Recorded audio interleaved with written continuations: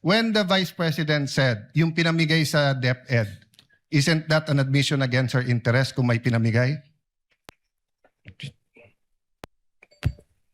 Siya po yung namigay, sir. So, ikaw ang nanood ng video, ikaw nag-evaluate, ako pa magsasabi sa iyo kung ano laman ng video.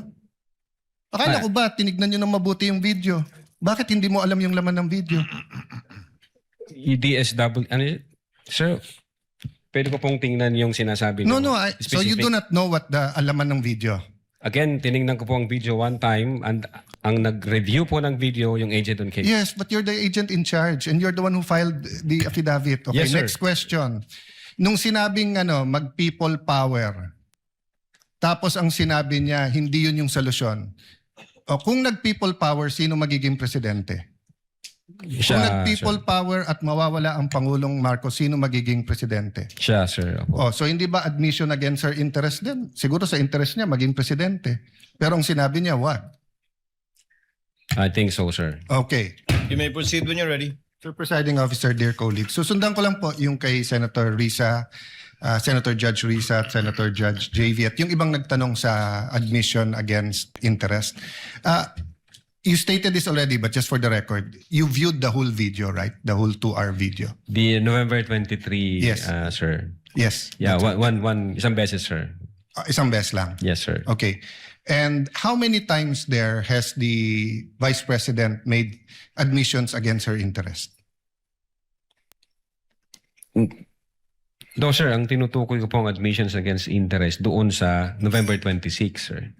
No, sabi mo yung November 23 din na ayaw ng defense gamitin contracted. So yung kinausap is also an admission against her interest, di ba? Di, sir, ang sinasabi ko pong admissions against interest, yung November 26 video po, sir. Na sinasabi niyang totoo yun at hindi niya Yes, sinasabi. sir. Okay. Opo. So doon sa November 23, may nakita ka doon na admissions against interest? Insofar as I'm concerned, na nireiterate niya.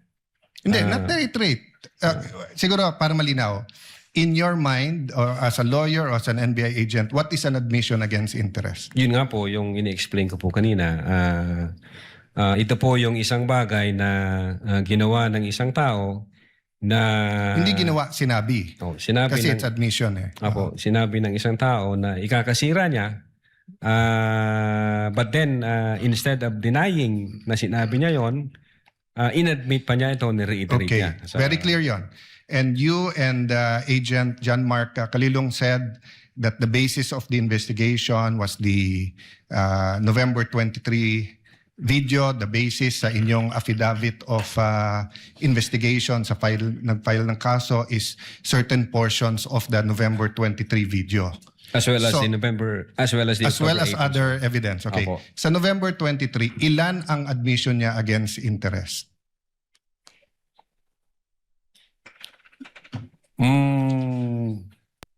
Ang sinasabi ko pong admission against interest, This yung is a new November question. 26. This is a new question. If you evaluated well the November 23 video,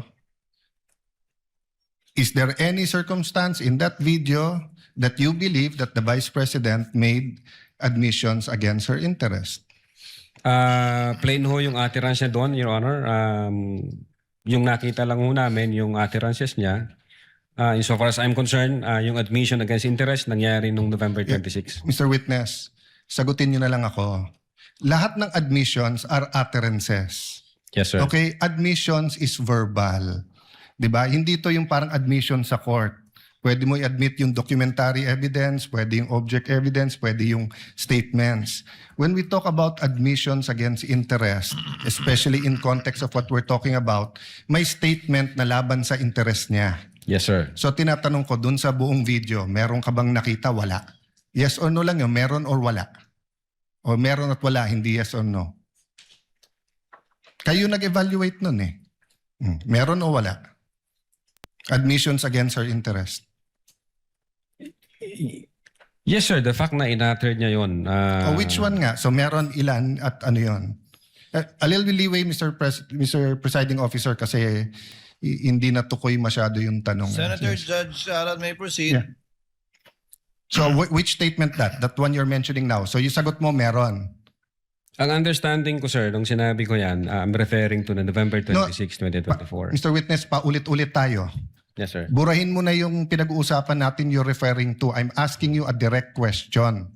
Yes, Sa sir. November 23, meron o wala bang statements na you will consider in your professional as a lawyer and as an NBI agent in charge of investigating this? Meron ba siyang admissions against interest? Ang tinutukoy ko lang po again, Your Honor, yung 26. No, I don't care. Wala po yung 23. I'm sorry. I don't care, Mr. Presiding Officer, kung anong tinutukoy mo. I'm asking you a direct question. November 23, video. Meron o wala siyang admissions against her interest doon? Attorney Lotok, yes, no, I do not know, I do not remember. We're referring to November 23, not 26. I do not know, sir. Ang Oh, you do not know. ang nire-refer ko na... Yeah, don't tell me na. So you do not know. Okay. When she said, kung papatayin ako, may kausap na ako, patayin niyo yung tatlo. Is that an admission against interest? Yes or no? Based on that utterance, sir, yes, I think so. Yes. O kakasabi mo lang kanina, I don't know. Ngayon, yes. O ano pa? Ano pa sa video na yon na admission against interest? Meron o wala? Or I don't know? Yung utterances na yun, sir, Sir, bukod nga doon. to me, sir, yung utterances na yun, that's admission against Sir, interest. klaro na yon. Tinanong ka na ng presiding officer, sagot mo, I don't know. Tinanong kita ng diretso na sa video, biglang you know, biglang sasabihin mo na yun utterance na yon. So ang tanong ko na ngayon, bukod doon, aside from that, Sir, ulitin ko po yung sagot ko.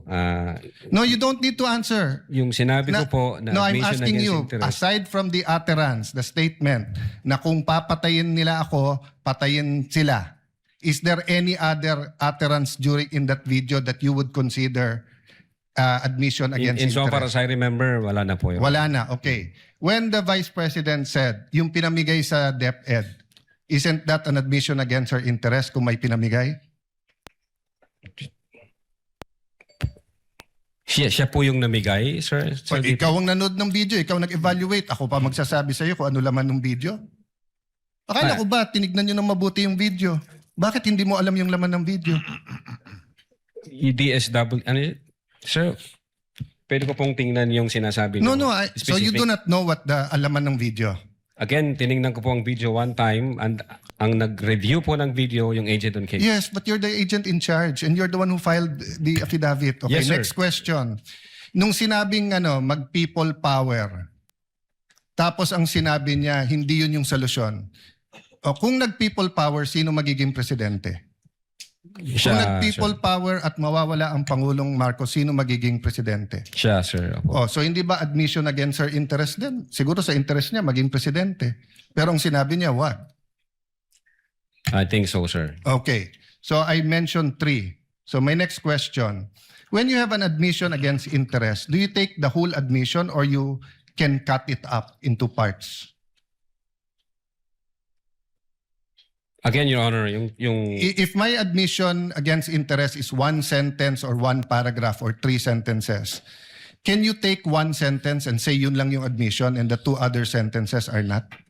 Can you divide I it think up? it should be the whole, sir. The whole sentence. So the whole sentence niya, nung sinabi niyang kung papatayin ako, is pinagbibintangan niya yung tatlo na papatayin siya. So if you say it's an admission against interest and you believe it, you also have to believe na papatayin siya nung tatlo. The same thing, if you're going to say na namudmud siya sa DepEd, ang sinabi niya galing sa First Lady yung pera. So you're also going to have to believe that. So if you're going to believe her na yung ibang sinabi is seditious, ngayon sinabi nga niya hindi solusyon ng people power. So as the evaluator, bakit hindi consistent yung evaluation niyo nung video? No, I think yung in so far as people power is concerned, I think sinabi niya yata na yes ma'am, natutuwa ako dun sa ginagawa niyo. Hindi. You know? Pwede ko pong ulitin yun. Let the record speak for itself. It's on Yes, Your page 26.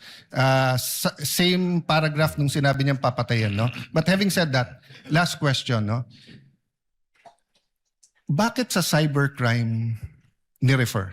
Ba't hindi sa anti-terrorism or sinabi mo meron intel group? Bakit sa cybercrime? Your Honor, my cyber aspect po kasi yung violation. Okay. What are the aspects of the alleged threat? One is the cybercrime grave threat. The other one is a possible assassination threat, right?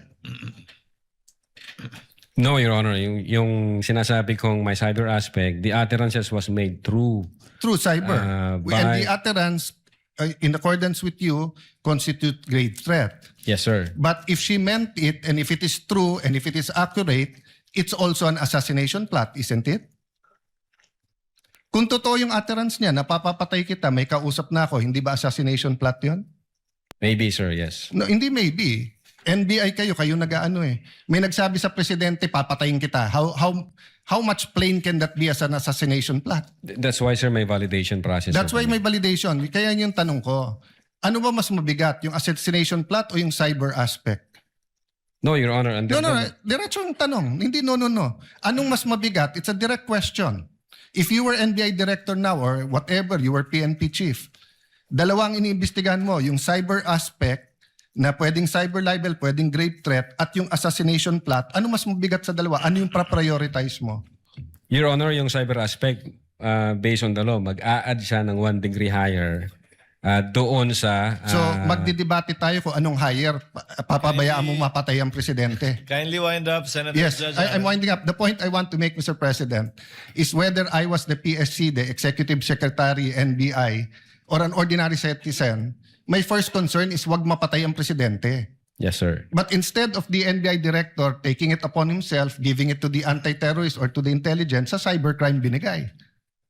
Your Honor, again, uulitin ko, yung utterances was made through information and communication technology. Kaya may I hope if jurisdiction any on one of my cybercrime colleagues here division. become president, magbago yung attitude ng NBI. Mas importante pala cyber kaso sa buhay ng presidente.